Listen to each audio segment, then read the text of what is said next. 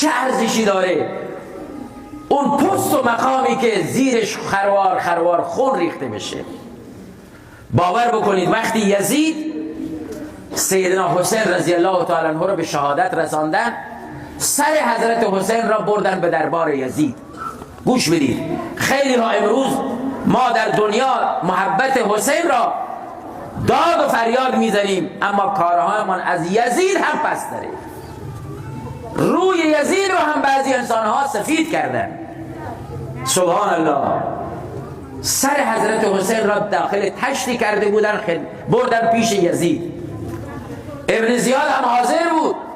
یک خیزرانی در دست داشت، دست گذاشت با این خیزران روی بینی حضرت حسین، به صورت تمسخر و به صورت حسادت گفت که چه صورت زیبایی داره این. زمانی که زنده بود هم زیبارو بود، الان هم که مرده چهرش خیلی درخشانه. صحابی اونجا حاضر بود، اسمش از یادم رفت، گفت ای انسان پست و نالایق، گفت این چوب رو از چهره حضرت حسین بلند بکن. والله العظیم میگفت من با چشمای سرم دیدم که لبهای رسول الله صلی الله علیه وسلم بر صورت حضرت حسین بوسه زده.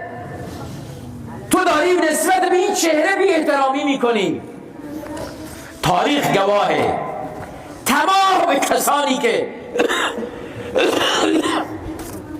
در شهادت حضرت حسین دخل و تصرف داشتن، شریک بودن. خدای متعال مختار ثقفی را پیدا کرد، رب ذوالجلال هر کسی را که در شهادت حضرت حسین و یارانش شریک بودن، خدای متعال در همین دنیا اونها را مؤاخذه کرد.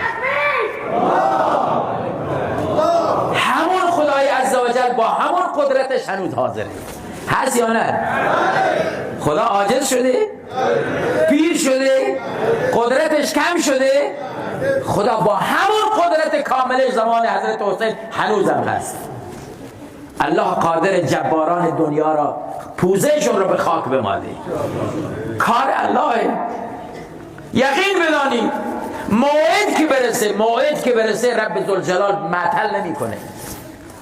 چرا میگم تاریخ رو برید بخوانید، عبرت بکنیم، عبرت بکنن، ببینن عاقبت شوم دیگران را که چجوری رب ذوالجلال ناراض شد، اونها را با تیفا انداختن بیرون.